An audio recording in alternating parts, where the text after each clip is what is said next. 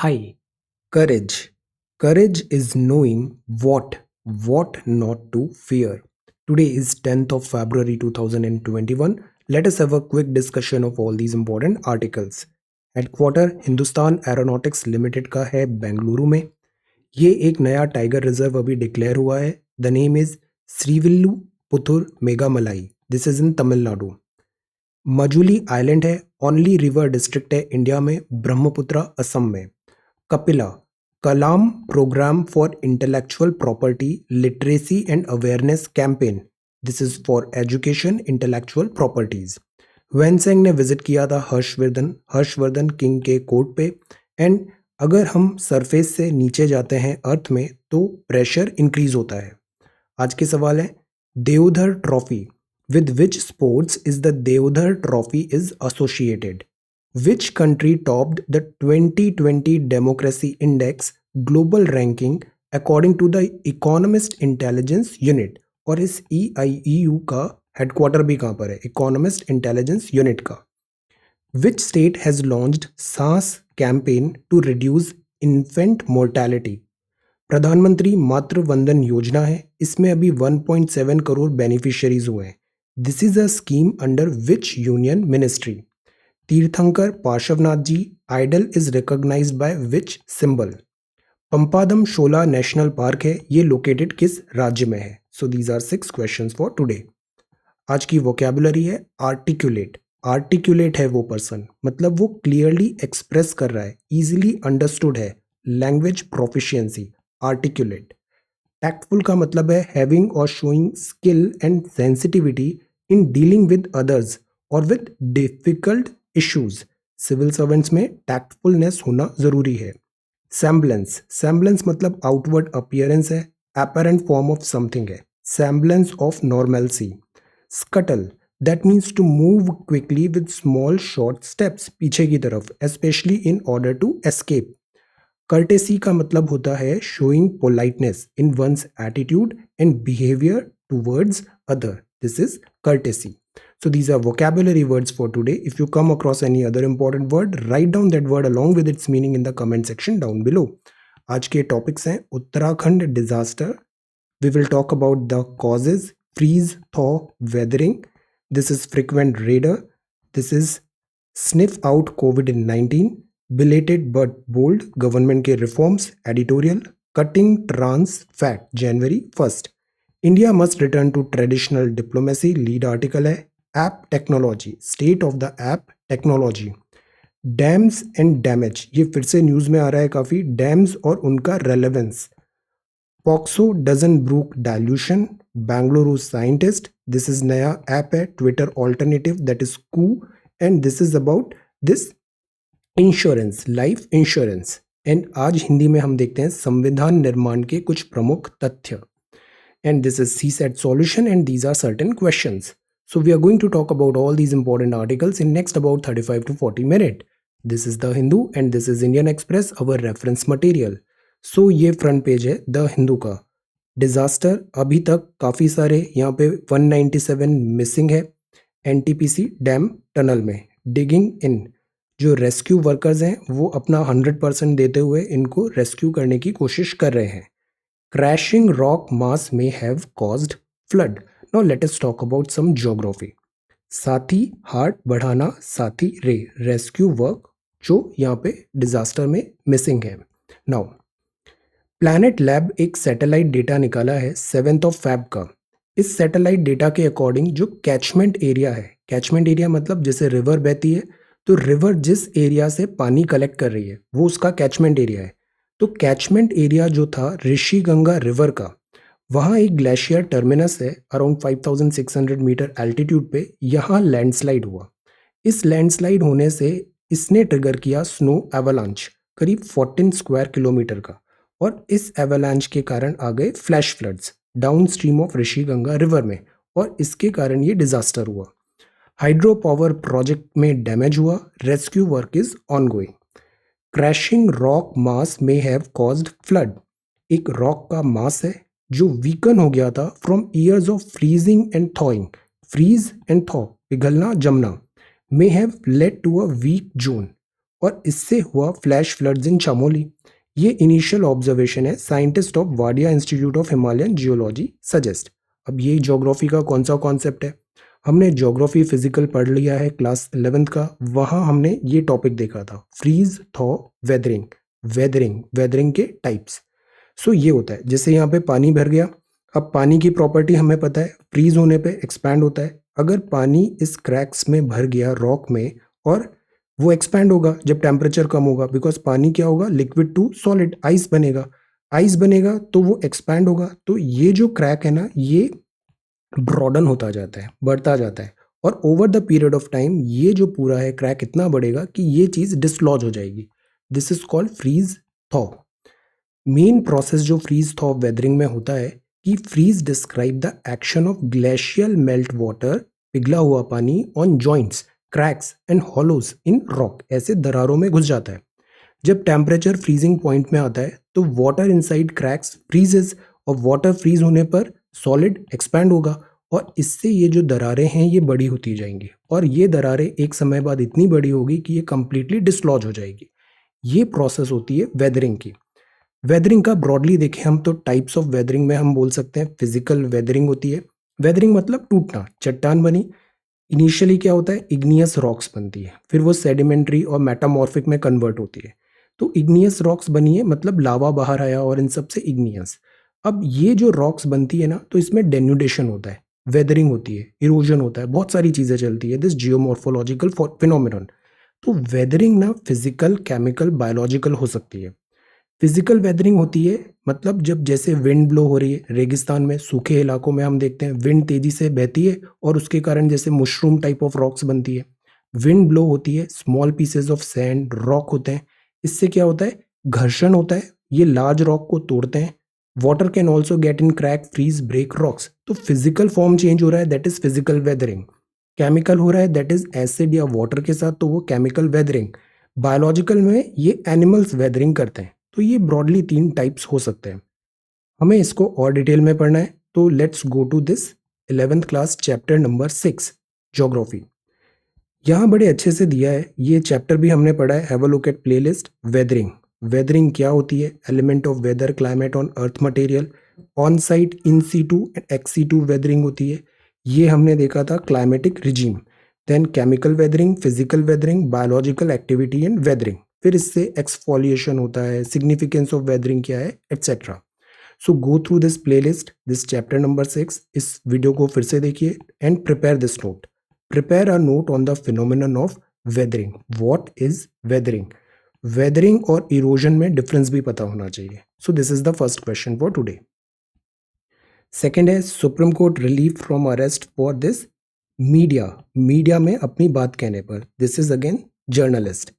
This is ED. This is frequent raider. This is elephant. Elephant और human का conflict बढ़ता जा रहा है. Target missed. इनको tranquilize किया जा रहा है. बिकॉज एलिफेंट को बड़ी टेरिटरी चाहिए घूमने के लिए।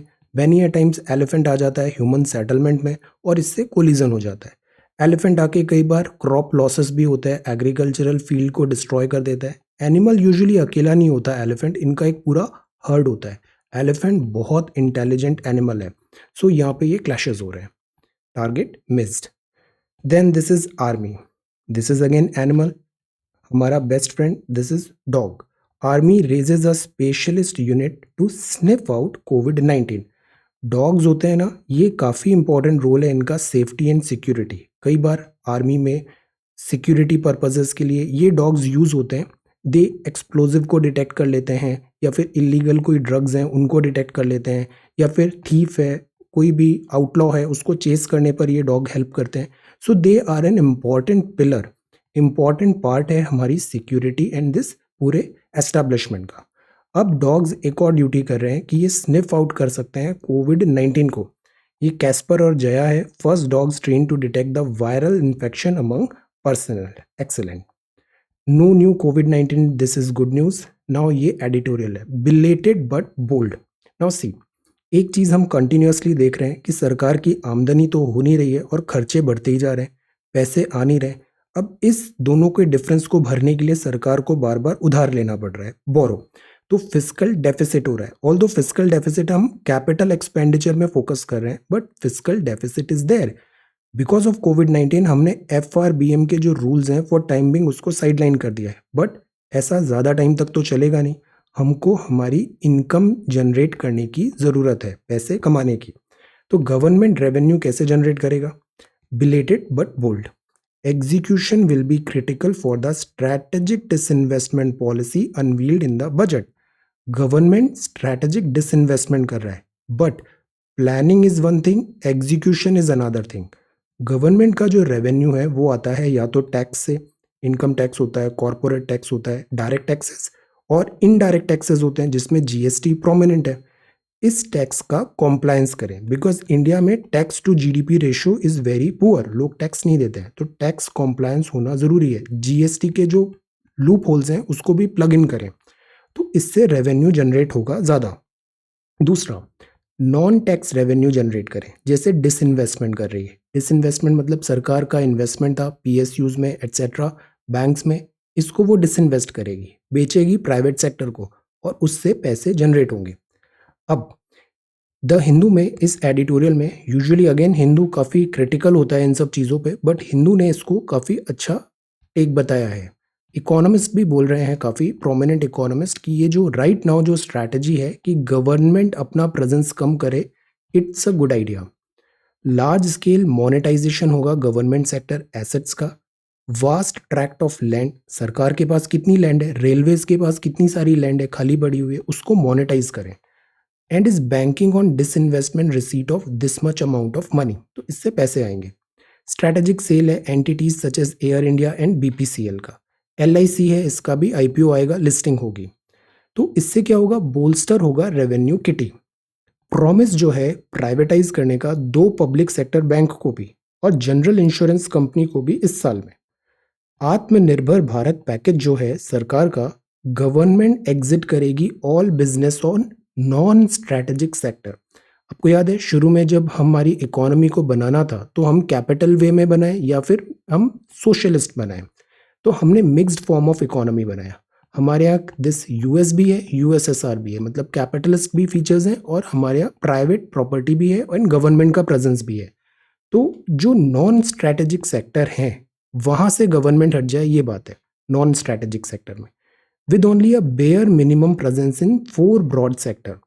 ये स्ट्रैटेजिक सेक्टर्स होंगे, जैसे एटॉमिक एनर्जी में सरकार रहेगी, स्पेस डिफेंस में होगी, ट्रांसपोर्ट टेलीकॉम में होगी, पावर पेट्रोलियम में होगा, कोल में होगा, मिनरल, बैंकिंग एंड फाइनेंशियल।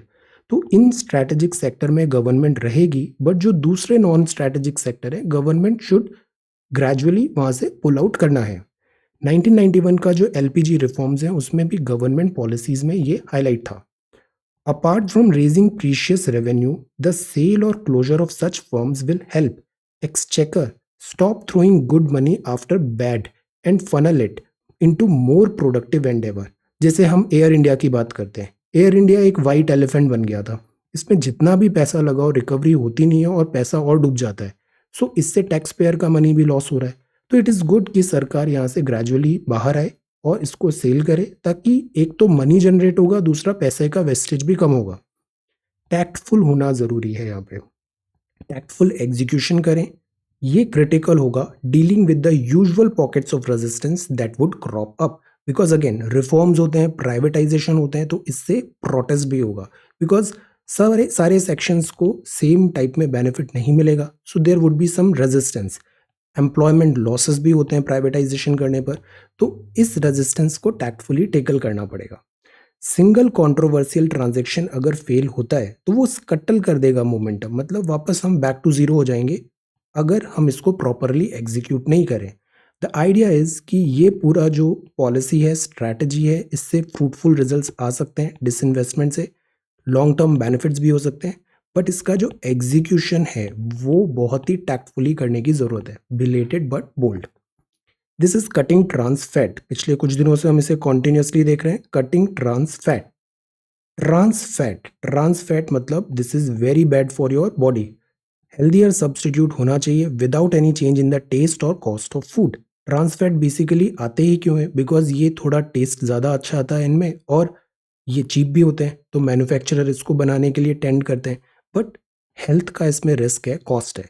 तो जनवरी 1 2022 से इंडिया ज्वाइन कर लेगा एक सेलेक्ट ग्रुप ऑफ कंट्रीज जहां पे ट्रांस फैट 2% कर दिया है limit by mass of the total oil fats present in the product. तो अपर कैप कितना हो गया? 2%। इससे ज्यादा ट्रांस फैट होगा तो वो बैन हो जाएगा, which is a good thing. ये एक साथ नहीं हुआ, 2016 से हमने चालू कर दिया था। पहले 10% लिमिट था, फिर 5 हुआ, फिर 2020 में एफएसएसएआई ने 3% कहा था, अब इसे 2% कर दिया है। तो ग्रेजुअली ट्रांस फैट्स को हमें हटाना है। ट्रांस फैट्स नेचुरली भी प्रेजेंट होते हैं जैसे रेड मीट में और डेयरी प्रोडक्ट में, बट जो फास्ट फूड्स हैं इनमें ट्रांस फैट का परसेंटेज कुछ बहुत ही ज़्यादा होता है। और पहले हमारा ये था कि जो लाइफस्टाइल डिसीजेज होती है ये लाइक अमीरों की डिसीजेज है, शहरी लोगों की, बट आजकल गाँव में भी और सारे सेक्शन ऑफ सोसाइटी में ये देखने को मिल रहा है this lifestyle diseases, heart related diseases, coronary heart diseases. So that is why it is important कि हम ट्रांस फैट्स को चेक करें। हेल्दी लाइफस्टाइल होना जरूरी है, जान है तो जहान है। हेल्थ हेल्थ के दो कंपोनेंट्स होते हैं, एक तो physical health, emotional health, mental health, then आप अपना डाइट क्या ले रहे हो। हेल्दी फूड मतलब हेल्दी बॉडी। सेकंड, एक्सरसाइज करना इज ऑल्सो वेरी इंपॉर्टेंट। तो ट्रांस फैट्स जो होते हैं ना, इनमें प्रोक्लिविटी होती है, टेंडेंसी होती है, ये नेगेटिवली ऑल्टर करते हैं लिपोप्रोटीन कोलेस्ट्रॉल को, लिपोप्रोटीन कोलेस्ट्रॉल प्रोफाइल को। ये इंक्रीज करते हैं level of bad cholesterol, LDL, bad cholesterol को बढ़ाते हैं, और डिक्रीज करते हैं level of HDL, good cholesterol. ये चेंजेस जो लिपोप्रोटीन कोलेस्ट्रॉल प्रोफाइल होता है, इससे इंक्रीज होता है risk of cardiovascular diseases. So this is also one thing. तो ये जो कार्डियोवास्कुलर डिसीजेज है ये सिटीज़ में भी हो रही है, विलेजेस में भी हो रही है, ये रिच को भी हो रही है, पुअर को हो रही है, ओल्डर को हो रही है, even young people are also suffering from this cardiovascular diseases. So that is why it is important to cutting trans fat. India must return to traditional diplomacy. ये आर्टिकल लिखा है काटजू साहब ने। इन्होंने ये बताया कि यूजुअली डिप्लोमेसी क्या होता था। हमने एक डेडिकेटेड सर्विसेज भी बना रखा है, इंडियन फॉरेन सर्विसेज। इनका काम ही होता है डिप्लोमेसी मैनूवर करना, दे आर स्पेशलिस्ट। बट जब से ये माइक्रो ब्लॉगिंग आया, ट्विटर टाइप, फेसबुक या फिर सोशल मीडिया आया, तो लीडर्स क्या करते हैं, वो वन ऑन वन इंटरेक्ट करना ज़्यादा पसंद करते हैं। जैसे यूएस में हमने देखा था, वॉशिंगटन व्हाइट हाउस एडमिनिस्ट्रेशन को कुछ पता है ही नहीं और मिस्टर ट्रंप यहाँ पे ट्वीट कर रहे हैं। तो इससे क्या होता है, कई बार जो डिप्लोमेसी होती है ये एक बैक सीट ले लेती है, और institution versus personal diplomacy, institution versus individual का यहाँ पे बैटल हो जाता है। इंडिविजुअल मतलब जैसे लीडर्स हैं, लीडर्स आजकल वन ऑन वन केमिस्ट्री में बहुत ज़्यादा फोकस करते हैं। इंस्टीट्यूशन क्या होता है, जैसे आईएफएस इंस्टीट्यूशन एक प्रॉपर डिप्लोमेसी है, MEA है, ministry of this external affair. तो इंडिविजुअल वर्सेस इंस्टीट्यूशन में एक बैलेंस बनाना ज़रूरी है, because what we know, individuals आते हैं जाते हैं, इंस्टीट्यूशन हमेशा बना रहता है। तो हमेशा इंस्टीट्यूशन को स्ट्रेंथन करने की कोशिश करनी चाहिए। क्रिटिसिज्म भी है कि कितना एंगेजमेंट होना चाहिए, बिकॉज लीडर्स भी मैनी अ टाइम, इनका अगर इररेस्पॉन्सिबल एक्ट होता है तो उसके सीवियर कॉन्सिक्वेंसेज होते हैं। यूएस में हमने देखा, सोसाइटी में भी फिशर्स होते हैं, जैसे घर में भी हम देखते हैं कुछ मुद्दों पे लड़ाई हो जाती है या फिर कुछ सेंसिटिव होते हैं।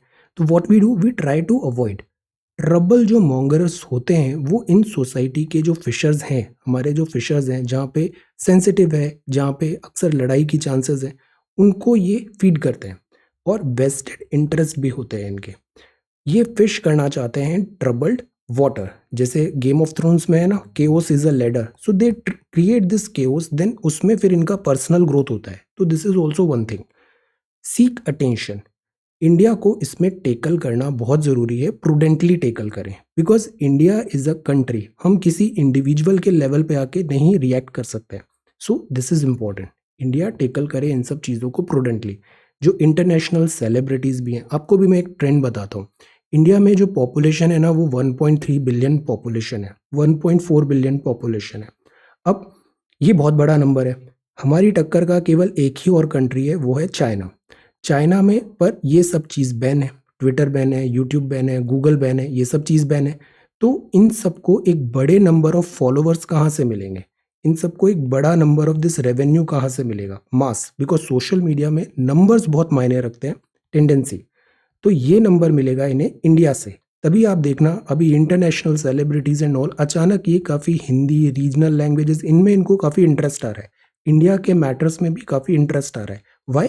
Because they want this numbers this is also one thing, not all thing, and it is not a case which fits everywhere, but this is a trend जो काफ़ी विजिबल है सोशल मीडिया में, YouTube and all में भी आप देखना this is there. तो they want to tap this followers, this number, everybody is after this number. सारे जो फॉरेन कंपनीज वगैरह भी हैं सब, इंडिया नेक्स्ट बिग थिंग होने वाला है। सो this is the thing, India को मीनवाइल इसमें इन सब चीज़ों को टैकल करना बहुत ज़रूरी है prudently. Fine tuning the state of the app technology, उसी कंटिन्यूएशन में जैसे हमने ट्विटर का रोल देखा, ट्विटर ने बैन किया डोनाल्ड ट्रंप को। Donald Trump is nobody, but he is the president of the United States of America. तो इससे जो प्रेसिडेंट को बैन किया, now this makes a big news. Individual और पोस्ट, तो गरिमा हमेशा पोस्ट की होती है, पोस्ट पे जो आपने इंडिविजुअल बैठा है उसको बैन किया, मतलब in the way you have the power to ban president of the United States of America.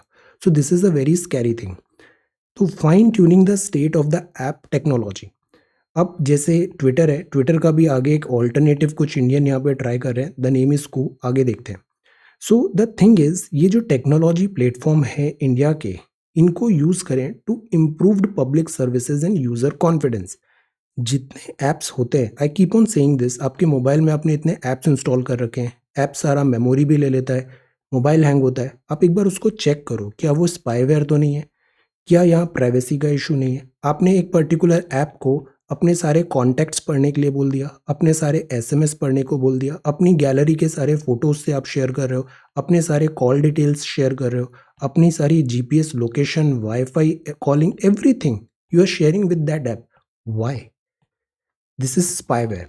So duplication भी होता है, जैसे गवर्नमेंट के भी बहुत सारे ऐप्स हैं, इसमें डुप्लीकेसी ज़्यादा हो रही है, एक ही काम करने के लिए इतने सारे ऐप हैं। तो ऐप क्या होते हैं, ये क्लटर नहीं, डी क्लटर कर रहे हैं, डी क्लटर नहीं कर रहे हैं।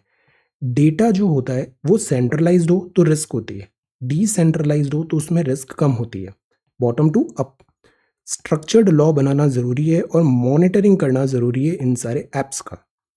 Then this is dangers of hard sovereignty. This is again one thing कि हाइपर नेशनलिज्म भी नहीं होना है, India citizenry as well as national interest होता है। तो there is a fine line, वो फाइन लाइन को ट्रेवल फॉरवर्ड मूव करना ज़रूरी है।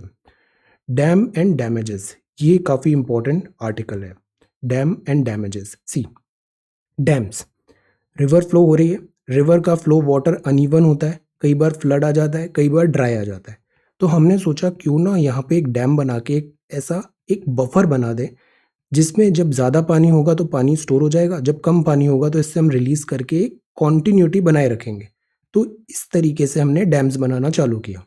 डैम्स बनाया तो मतलब हमने रिवर का यहाँ टेम्पररी स्टॉपेज कर दिया, पानी का टेम्पररी स्टॉपेज कर दिया। फिर मल्टीपर्पज़ हुए, मल्टीपर्पज़ मतलब इससे पानी का, पीने का पानी भी मिलेगा, फिशिंग भी होगी, टूरिज्म भी होगा, देन कैनाल्स भी होंगी, सो मेनी थिंग्स। तो ये मल्टीपर्पज़ प्रोजेक्ट्स हो गए।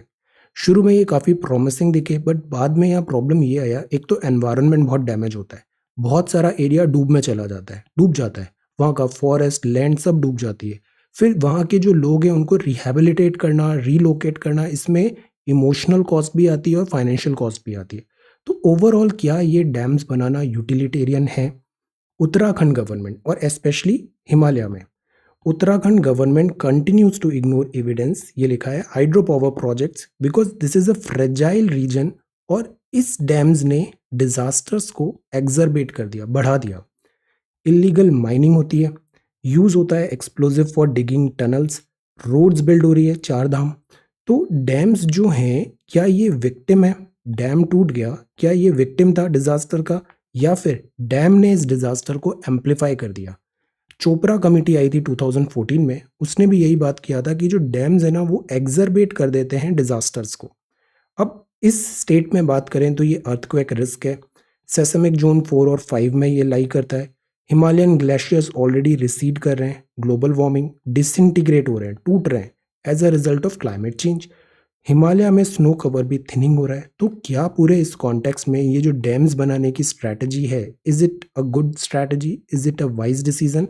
Late us try to prepare a note on environmental impact of dams, dams का एनवायरमेंटल इम्पैक्ट क्या होता है, बांधों के पर्यावरणीय प्रभाव पर एक नोट तैयार करें। Next, this is about POCSO. POCSO doesn't brook dilution. See, एक है IPC, Indian penal code. Indian penal code काफ़ी ब्रॉड है, अम्ब्रेला है, इसमें सारे जेनेरिक जो भी क्राइम्स हैं उससे रिलेटेड बातें हैं, सारी एजेस से रिलेटेड बात है। आईपीसी का ही एक सबसेट है, that is this POCSO. This is specifically about preventing this children and sexual offences. तो ये स्पेसिफिक है about children, children sexual offences, children, तो दिस इज पॉक्सो। अभी कुछ दिन पहले एक न्यूज़ आया था कि हाई कोर्ट है, हाई कोर्ट में पॉक्सो के जो प्रोविज़न है, उस पॉक्सो के प्रोविज़न में जो वर्ड्स हैं उसके फाइन डिटेल्स में कुछ लूप होल्स होने के कारण जो कल्प्रिट है उसको गिल्टी प्रूफ नहीं कर पाए, वो बच के निकल गया। वाई? बिकॉज ये जो लॉज थे उसके जो वर्ड्स हैं, वर्डिंग्स वर नॉट करेक्ट, उसका इंटरप्रिटेशन करेक्टली हो नहीं रहा था। तो laws must be interpreted to provide additional protection to children. ये सबसे इंपॉर्टेंट चीज़ है। लॉ जो भी होता है ना वो लेटर एंड स्पिरिट में फॉलो करना चाहिए। Additional protection to children, UN convention है राइट्स ऑफ द चिल्ड्रन, ये रेटिफाइड हुआ इंडिया ने 1992 में, और इसमें लिखा गया है sexual exploitation and sexual abuse to be addressed as heinous crime. तो this is POCSO. Vishakha versus state of Rajasthan 1997 में था, सुप्रीम कोर्ट ने कहा offences relating to modesty of women can not be treated as trivial. इसका trivialisation नहीं होना चाहिए, और जो इंटरप्रिटेशन है जो डाइल्यूट कर रहा है प्रोटेक्शन टू चिल्ड्रन, इसको अल्ट्रा वायर करने की ज़रूरत है। तो ये आईपीसी एक जेनेरिक टर्म है, but this is a very specific term, very specific law जो स्पेशली डिजाइंड है दिस चिल्ड्रन को सेक्सुअल ऑफेंस से बचाने के लिए। इसको किसी भी कीमत पे डाइल्यूट नहीं होना चाहिए। This is the argument. Then this is a dirty truth, ये भी कुछ डेटा फैक्ट्स दिया हुआ है। Scavenging, dehumanising work of manual scavenging अभी भी परसिस्ट हो रहा है। इतनी सारी lives social justice and empowerment ministry के अकॉर्डिंग यहाँ पे इम्पैक्ट हुआ है। And look at the number, rising fatality, identified workers, see state wise दिया है, सबसे ज़्यादा यूपी में है, फिर महाराष्ट्र है, उत्तराखंड में केसेस है, राजस्थान, असम, कर्नाटका, वेस्ट बंगाल एंड आंध्रा। तो इतने केसेस हैं यहाँ पे। सीवर डेथ अभी भी हो रहा है, इनको प्रॉपर इंस्ट्रूमेंट्स भी हम प्रोवाइड नहीं करा पाते हैं, इक्विपमेंट्स भी नहीं होता है, और मशीन्स क्यों नहीं यूज़ कर रहे हैं हम इन सब कामों के लिए। So this is a very dehumanising thing, और इसको स्टॉप करना है। Pending compensation is also one thing. Then this is about news, top code, Maradu builders, environment। Bengaluru के साइंटिस्ट ने डेवलप किया एक नया मैरीगोल्ड का वैरायटी। ये एक नया वैरायटी डेवलप किया है, इसमें कैरोटीन कंटेंट बहुत ज़्यादा है। कैरोटीन का फार्माक्यूटिकल सेक्टर में काफ़ी ज़्यादा यूटिलिटी है। कैरोटीन, हमारी स्किन, हेयर्स, ये सब किससे बने होते हैं बताइए? This is carotene. अब ये है this thing, Twitter seeks talk minister move to Indian made app Koo. Now, before that, Joe Biden and Prime Minister Modi talks of democratic institution norms, language of the White House readout significant। ये जो जो Biden है ये बहुत ज़्यादा democratic values and all पे कर रहे हैं, but first America needs to set his its house in order. पहले अमेरिका को फिक्स करे, देन वर्ल्ड पुलिस बने। Let us see, Indo Pacific and all सब में यहाँ पे बात हुआ अभी प्राइम मिनिस्टर का। Supreme court panel meets agri businesses, crashing rock mass में have caused flash flood, scientist ने ब्लेम किया एक वीक जून कोलैप्स हुआ और उसके कारण ऐसा हुआ। यहाँ पे this is subverting and this is prime minister, this is Tagore and this is the Koo app. ये एक नया ऐप है, ये विनर था आत्मनिर्भर ऐप इनोवेशन चैलेंज का। इसको as an alternative to Twitter यहाँ पे प्रमोट कर रहे हैं। Ministers moves to Indian made app Koo. Clashes हैं अफगानिस्तान में, एंड होना चाहिए, प्राइम मिनिस्टर ने कहा है। दिस इज बैंक स्ट्राइक, जो भी प्राइवेटाइजेशन देखा ना बैंक का, दो बैंक्स का, तो यूनियन यहाँ पे स्ट्राइक करेगी 15 और 16 मार्च को। फेज 1 ट्रायल है नेसल वैक्सीन का, उसको परमिशन मिल गया। Now see, this is actor Rajiv Kapoor, he was just 58 years old, cardiovascular। This is the thing, trans fats in general, trans fats and all should be stop. Poland pitches for Prime Minister's visit to Warsaw. Envoy seeks resumption of flights from Delhi, Poland, for a shoot of adrenaline and this is donning a stylish new avatar. Artistic paper trail है the Twitter loving doctor, and this is virus unlikely to have leaked from lab. अच्छा, no indication of SARS-CoV-2 having spread among people in Wuhan prior to December 2019, WHO की team ने कहा है. Let us see. Myanmar police fire rubber bullets as at anti coup protesters. यहाँ पे Myanmar में भी बहुत टर्बुलेंस है. Then forge a new alliance Afghanistan 4 hour ambush Indian Americans, and this is government to clarify e commerce FDI rules. ये news अभी आएगी कुछ दिनों में. It is going to be an important news. FDI, foreign direct investment in e commerce company. क्या होता है कि एक ई कॉमर्स का प्लेटफॉर्म बना दिया. इस प्लेटफॉर्म में बहुत सारे सेलर्स हैं, बहुत सारे बायर्स हैं, बट जो ई प्लेटफॉर्म कंपनी है वो खुद भी यहाँ पे एज अ सेलर आ जाती है. तो दूसरे जो सेलर है उसके अगेंस्ट तो ये फिर एंटी कॉम्पिटिटिव हो गया. जैसे अमेजोन है, अमेजोन के प्रोडक्ट्स आते हैं अमेजोन बेसिक्स के नाम पे. फ्लिपकार्ट का भी ऐसे ही कुछ प्रोडक्ट्स भी आते हैं, बट जो दूसरे सेलर्स हैं उनसे ये कॉम्पीट करने लग गए. तो it is not a fair play. Platform can only act as a service provider, not be part of the trade wants. यहाँ पे मिनिस्टर ने कहा एग्नोस्टिक प्लेटफॉर्म. विंस्ट्रॉन में जो वायलेंस हुआ था उसके बाद रीस्टार्ट होगा factory next week. This is Cairn energy बोल रहा है स्विफ्टली ऑनर करे टैक्स वर्डिक्ट को. इंडिया के अगेंस्ट गया था ये. Then this is retail vehicle. This is restructure pre कोविड-19 बीपीसीएल आईओबी. एंड यहाँ पे है Anderson, he is a very good bowler. This is England. और this is one news about this Pradhan Mantri Jeevan ज्योति बीमा योजना. ये काफ़ी अच्छा है, सबको करना चाहिए. प्रधानमंत्री सुरक्षा बीमा योजना. लाइफ इंश्योरेंस कवर है इसमें 2 लाख का. एनुअल प्रीमियम केवल 330 रुपये का होता है. आपके बैंक अकाउंट से कट जाता है ये सीधा 330 रुपये. मैंने भी किया है, इट्स गुड. ये एज ग्रुप 18 to 50 ईयर है. ऑटो डेबिट हो जाता है premium from bank post office account से. केवल 330 रुपये साल भर के लगते हैं और आपका एक कवर हो जाएगा 2 लाख रुपए का लाइफ का. एनुअल रिन्यूअल है. और ये है सुरक्षा बीमा योजना. ये था जीवन ज्योति और ये सुरक्षा बीमा है. ये भी 2 लाख का है. एक्सीडेंट का है ये, और इसमें 12 रुपये केवल प्रीमियम लगता है 18 से 70. ये भी अच्छी चीज़ है. ऑटो डेबिट है, ये दोनों आप करा सकते हो. 330 and 12, that is this thing. ये है about this Pradhan Mantri Jan Dhan Yojana, government of India, ministry of finance. Now let us come to Indian Express. This is headway tunnel. कुछ यहाँ पे प्रोग्रेस दिख नहीं रही है. सेफ्टी ऑफ स्टाफ प्रायोरिटी है. This is citizen versus citizen. Ministry of home affair का जो प्लान है, this thing good. And weather इस बार अच्छा रहा तो एग्रीकल्चर प्रोड्यूस काफ़ी अच्छा हुआ है, तो इससे अच्छे साइन दिख रहे हैं आगे के लिए. फार्मर जो हैं ये भी डिस्ट्रेस्ड में हैं. फार्मर का भी जो कंसर्न है ना, ये काफ़ी जेन्युइन है. जो इनका पेन है, सफरिंग है, ये बहुत ज़्यादा जेन्युइन है. द पॉइंट इज़ इसका सॉल्यूशन फाइंड करना चाहिए हमें. जो फार्मिंग डिस्ट्रेस है कम्युनिटी में, इसका सॉल्यूशन फाइंड करें. और सॉल्यूशन ये होगा कि हम एग्रीकल्चर को प्रॉफिटेबल बनाएं, या ऐसे मैकेनिज्म बनाएं कि हम ये खुद ही अच्छा प्रॉफिट करें और इनको डिपेंडेंसी नहीं हो किसी भी चीज़ पे. They do well. This thing we should do. जैसे हमने पहले ग्रीन रिफॉर्म्स लाए थे, ग्रीन दिस एग्रीकल्चर, तो उससे प्रोडक्शन बढ़ा. Similarly we need to put measures so that this agriculture become self sustainable. अब इस बार बिकॉज जो क्रॉप है, सीजन अच्छा हुआ, मानसून भी हुआ, तो that is why this crop production is good. This is rabi season भी अच्छा हुआ है. Bitter sweet, closing the health gap. Ayushman Bharat दिसंबर सितंबर 2018 से आया था. 50 करोड़ एलिजिबल बेनिफिशियरीज यहाँ पे हुए, बट अब इसको एक्सपैंड करें.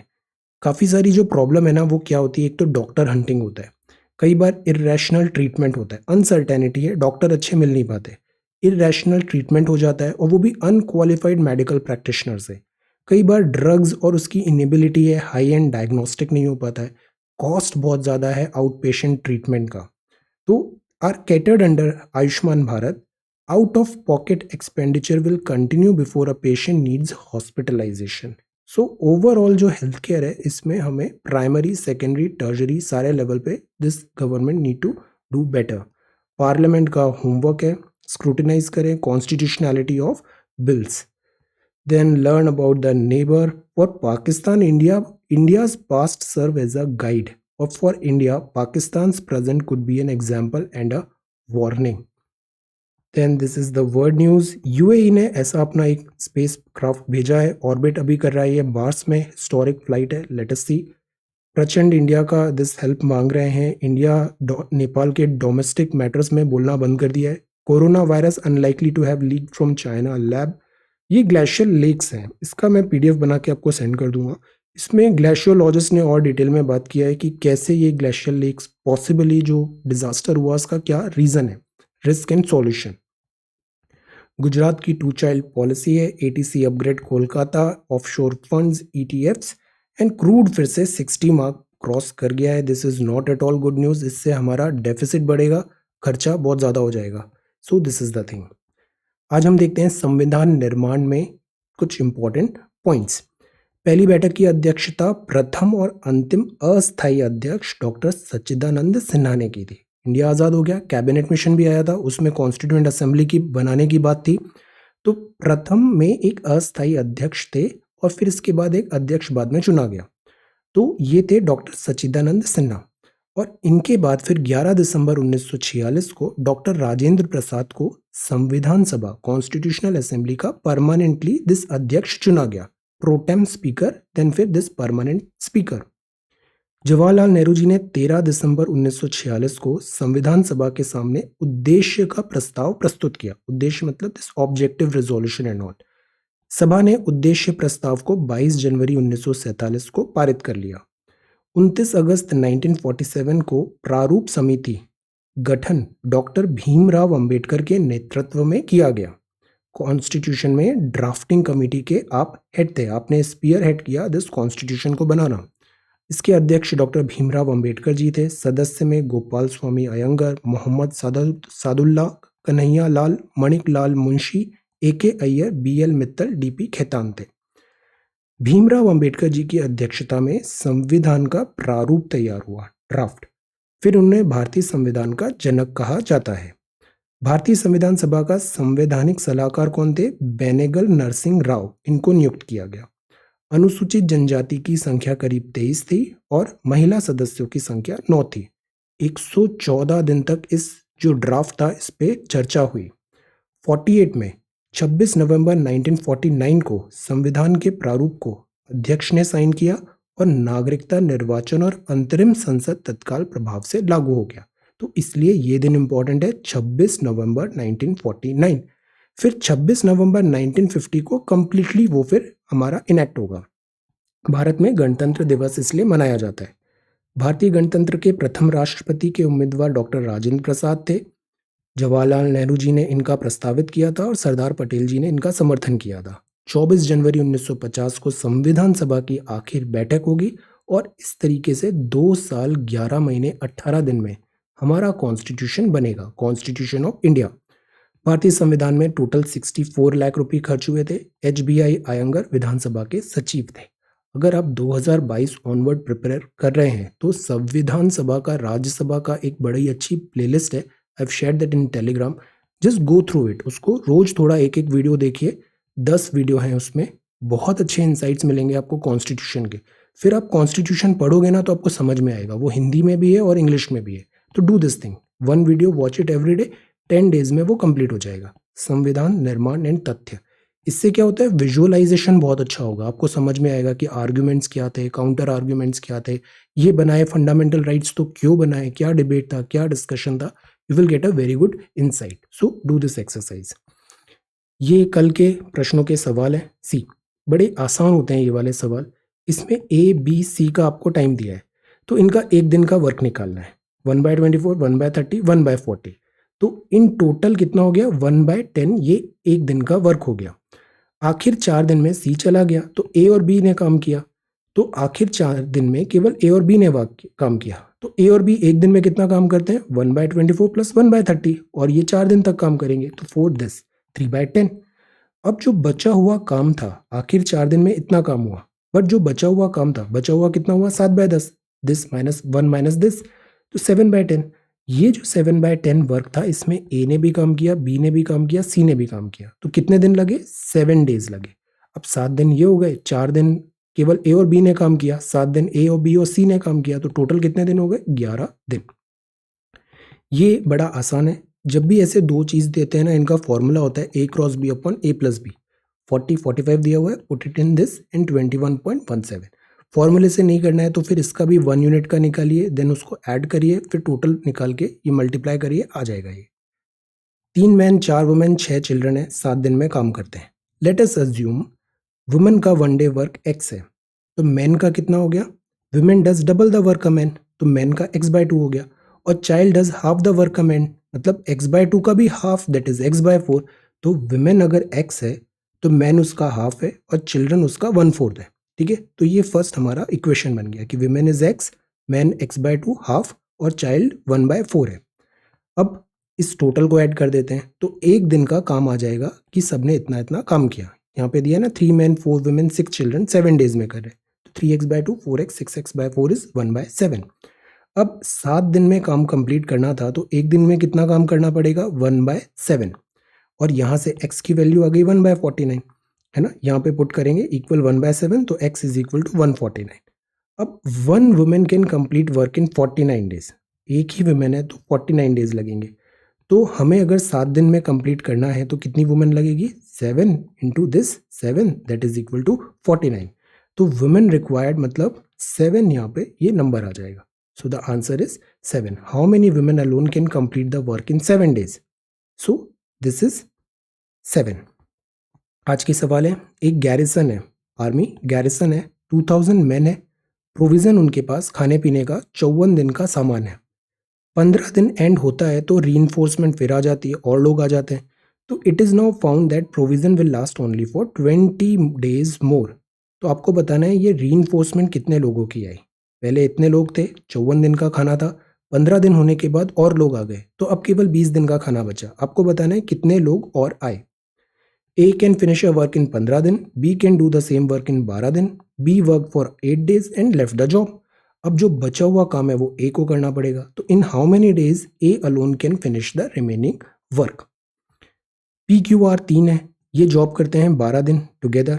अगर एफिशिएंसी इनकी 3:8:5, तो फाइंड करें what time Q can complete the same work alone. Efficiency दिया है, टाइम एफिशिएंसी इन्वर्सली प्रोपोर्शनल और रेशियो दिया हुआ है। आप बताओ क्यू कितने टाइम पर वर्क कंप्लीट करेगा अगर अकेला किया तो। So these are 3 questions for today. कल इसके सॉल्यूशन देखेंगे।